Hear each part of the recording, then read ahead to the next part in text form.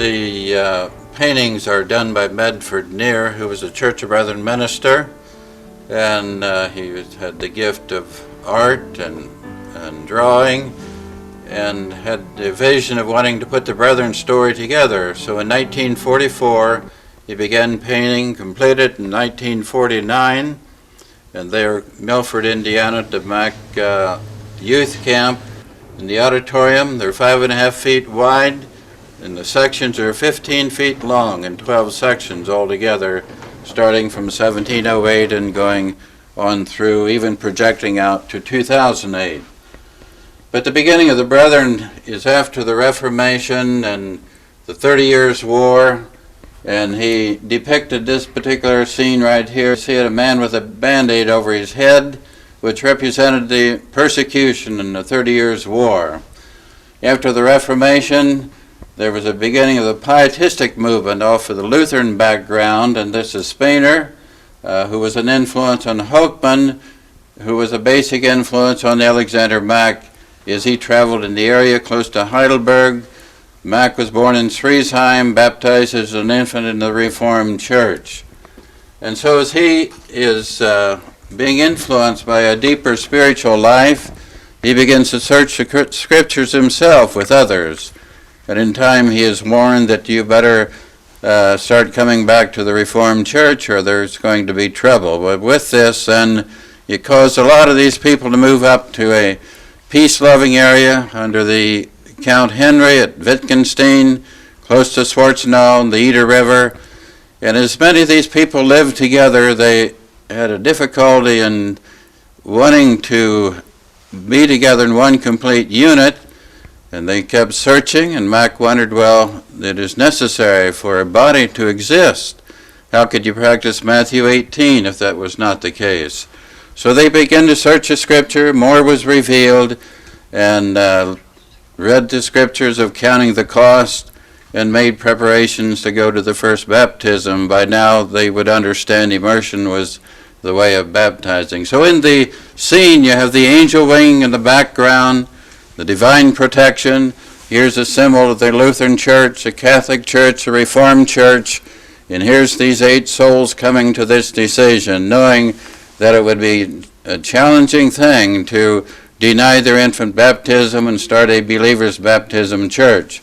Here's the resistance of the state church. And there is Mack, the support of his wife. This is a symbol of fellowship as these two are holding hands. Here's George Graby. He says, okay, let's go ahead with our understanding of the scriptures and stay as close to them as we can. So in 1708, in August, we can see them as they quietly come down from the Huttental down to the Eder River. And that morning, one baptized Alexander Mack, and he in turn baptized the rest, and they never exposed who did the first baptizing. Certainly isn't the starting of the church, but it's the effort to try to get back to the New Testament church. Notice the church frowning and not being comfortable with what's taking place, and there's a crown of a king that's not going to be very receptive to these things. So that was in 1708. Persecution begins to rise for them. Life becomes more difficult, but the church prospered and grew very quick. By 1719, Peter Becker, a part of the Brethren movement, leaves Europe, heads to Germantown with 20 other families and settled there. And so this is a symbol of the first boat, Peter Becker. There's Mack and the remaining group looking on, waiting to go in 1729 when they left. So here we see Peter Becker in this country now, 1719, the first of the Brethren to come here. There's 4 years of silence, and there's not much record kept during that time, if we can imagine trying to get settled in this new land. But on Christmas Day, they were looking and heard that one of the ministers were coming, and he didn't show up, but with the influence of others, 16 of them, 16 others, on Christmas Day wanted to be baptized, and this took place at the Wissahickon in Germantown, Philadelphia today. And so that's a symbol of the first baptism in this country.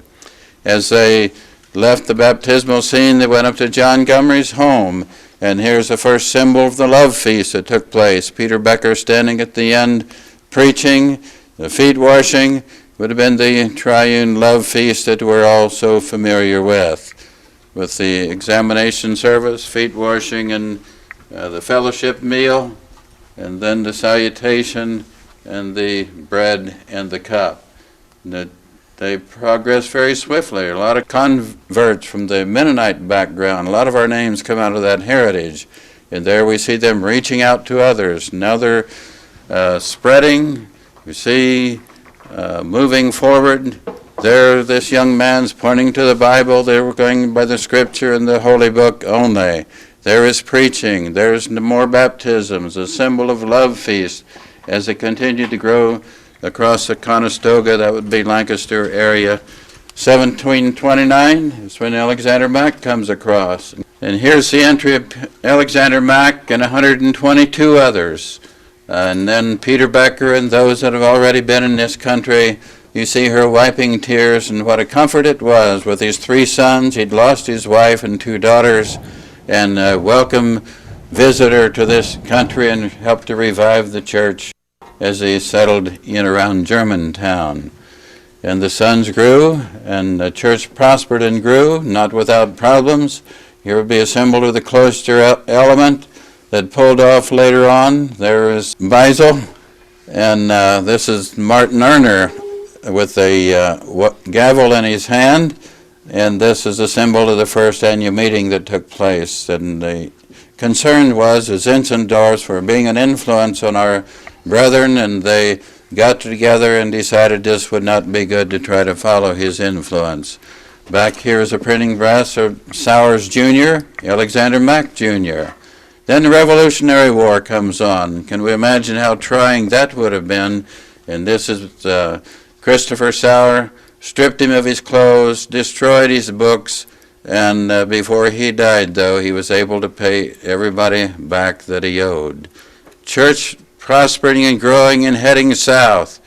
This is a Garber going south. Here's the Wolves coming up the Ohio River.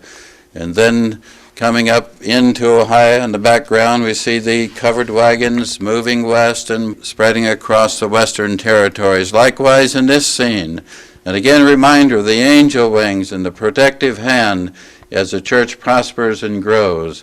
Here was the first woman preacher. Somehow she was gifted above her husband, and it was not uncommon for her to step forward and preach the sermon that day. This is a scene of John Klein. He went across the Mason-Dixon line during the Civil War. You can see the men in the background. There was a good bit of hatred because he did this. Moderator of annual meeting for several years. John Klein then was martyred. He went up after he was even shot off his horse, shot him again, and there's a stake there on the farm where this martyrdom took place. I remember this story. If it wasn't for John Klein, we'd probably have 2 different hymn books. Some of the North wanted to print a hymn book, and he said, no, wait until the South can have an influence on it too. So the brethren didn't divide at that time of the Civil War. They were able to stay together, and we still work together with the South. There's no Northern brethren or Southern brethren like many of the churches. Henry Kurtz was a minister in eastern Ohio, and he decided that we, as a denomination, needed a publication that would unite us in our thought. In 1851, he conceived the idea of printing the Gospel Visitor, and it was approved by annual meeting the following year, and that is the beginning of all periodicals among the brethren. The Civil War, or the war between the states, was a great dividing point among the North and the South. Following that war was a number of colleges were established, which started to divide our way that we felt about our faith, that higher education maybe was not where some of the folks wanted to go, while others thought it was the most important thing among us. As time moved on, we sent missionaries. Now, I should say that from this point on, in 1881 and 83, these murals are a Church of the Brethren perspective. in the 1880s, we sent missionaries to India. And we also then, within a short time, sent missionaries into China. William Berry was a hymn writer, and a number of his hymns are still in the Brethren hymnal. On his 100th birthday, he stood in the Church of the Brethren in Illinois and sang one of his songs. Following the destruction in Germany and all of Europe during the Second World War, the Church of the Brethren had a very strong presence in helping to rebuild the economy. Dan West saw the need of folks for farm animals, and he conceived the idea of the Heifer Project, and this represents that. There were prayer units around what to do to help Europe. There was a huge amount of money sent over in addition to clothing to help reestablish.